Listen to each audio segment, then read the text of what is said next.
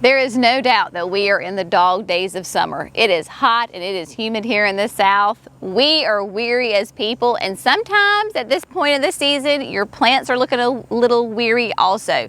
Come with me as I show you some simple things you can do to make your containers last all the way through the fall.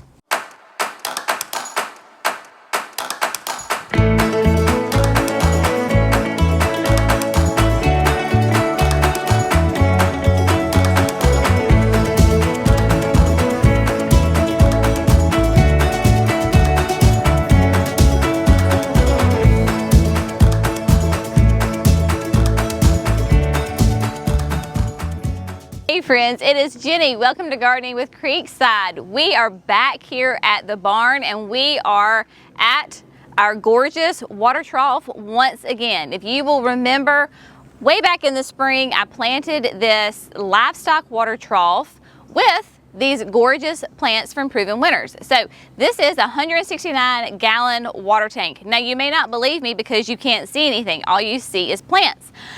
And I want to keep it that way. I want to keep this whole container looking fantastic all the way through the fall. So you may look at this and go, Jenny, that looks great. There's not, what are you going to do to it? Well, there's just a little bit of maintenance that we're going to do because it is starting to show a little wear and tear of the season, but I do want it to go all the way through September and October, maybe even November, depending on the weather. So as a quick recap, if you will remember, actually, at the very beginning of our videos, we have our bumper. And in our bumper, there is a shot of this water trough with the Grow, Bloom, Thrive sign. So you can always go back, find that little part of the clip, and you will see how much this container has grown. Because these coleus, you could barely see them with these little signs, and now you don't even see the signs because everything is so big.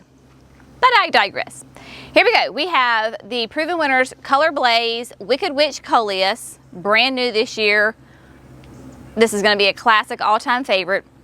Then we have the Diamond Snow Euphorbia. You can see it more clearly over here. Just a nice tight white euphorbia. Then we have the brand new Supertunia Sharon, which I love Sharon because she's that double bloom, really pretty of the white and kind of the raspberry bicolor. And then of course the classic sweet potato vine. This is just one sweet potato vine. This is jet black, and then we have another jet black over here, and they're big. So maintenance, what are we going to do? Well, I've been maintaining this a little bit as the season goes along. With coleus, you've got to kind of pinch it back some, because if you don't, it will tend to go straight up and be more like a tree form, and we want a shrub. We want it nice and tight and compact. And this is pretty compact. Like, it's not too wimpy and limp and falling over, but again, I want to maintain it. So this is what we're going to do. I've got my trusty clippers.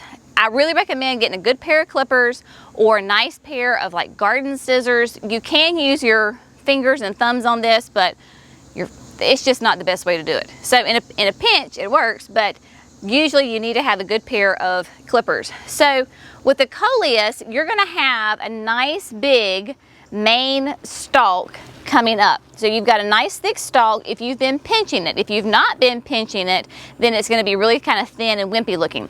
So you can see where I have already pinched this just a couple of weeks ago. And so what I'm going to do now is I'm going to come in and just take the top off right here. So you just come in and you just snip. You can't even tell that I have done that. So what I'm going to do is I'm going to go through and I'm going to snip these really quickly, and then we're going to move on to the next section.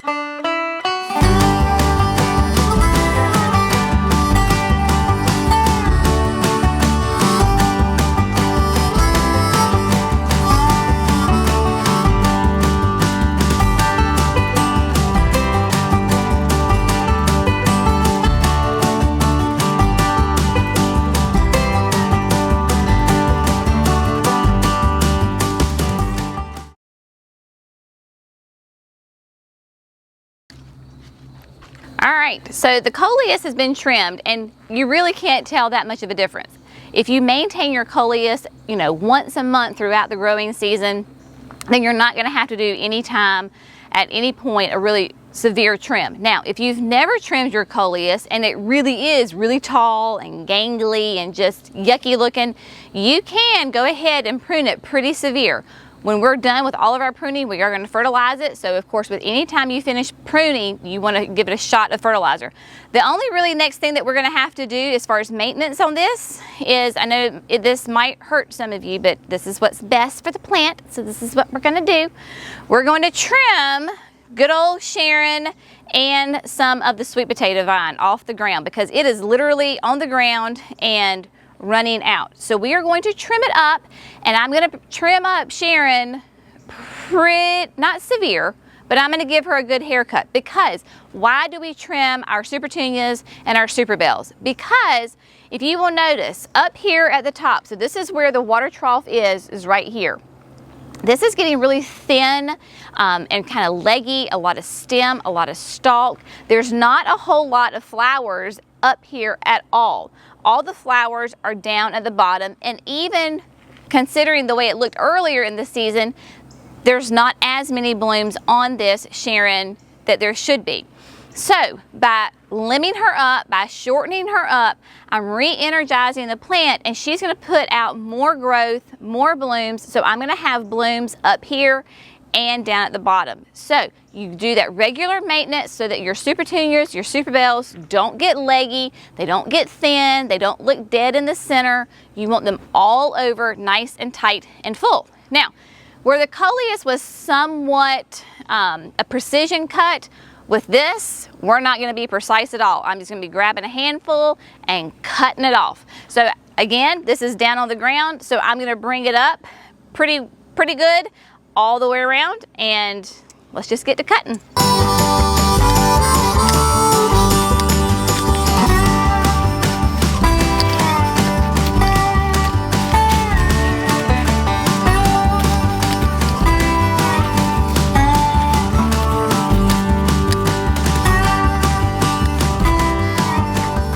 Sure don't have any stragglers down there. Clean it up. So we got some right here. So underneath here there is some dead foliage, just because, I mean, it's not getting any sun. So we want to kind of clean that up a little bit, but now you can actually see that there is a water trough under there. And for the most part, it's pretty even. You don't have to be like super precise, but you know me. Why not just give it your best shot? All right, so the work part is done as far as the trimming goes. And now one of the most key ingredients that you have to have is that you have got to fertilize this. Remember, food equals flowers. If you are not giving your annuals, especially, I'm not talking about your shrubs, I'm talking about hydrangeas, I'm talking about your flowering annuals right now. If you are not feeding them on a regular basis, then they're not going to be able to give you the flowers and the performance that they could be giving you. You will be amazed if you start a regular regimen of water-soluble fertilizer, whether it's once a week would be great. If you can't do once a week, once every 2 weeks, 10 days is a great thing to do. So, and it's really simple. If you're watering, then you can fertilize. Water-soluble fertilizer. There is no doubt, if you have watched us for any length of time this summer, that we are true believers in the Proven Winners water-soluble fertilizer. But I get asked a ton of questions on how do you use it? How much do I give my plants? Like, I don't know what to do. So we're gonna do a little tutorial here. So this is just Proven Winners water-soluble fertilizer. So it's a great little tub with this little waterproof lid. You open it up, and there's going to be 2 bags in there, and then you've got a tablespoon scoop. So there's 2 ways you can do it. Christine likes to empty all of hers, open up her containers, her bags, put them in the container and seal it that way.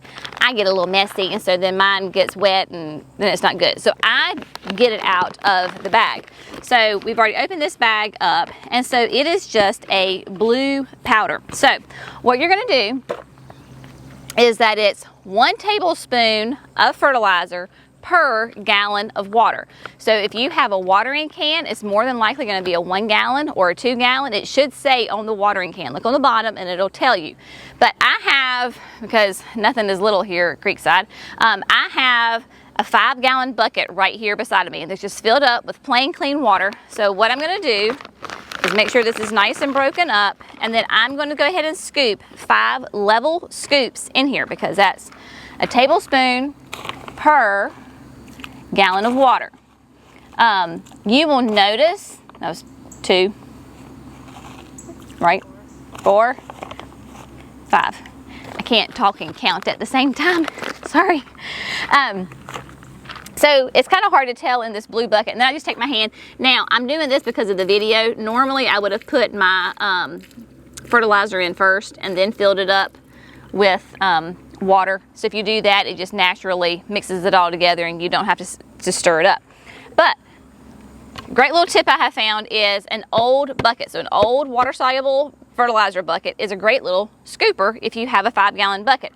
But I wanted to show you the color of this fertilizer.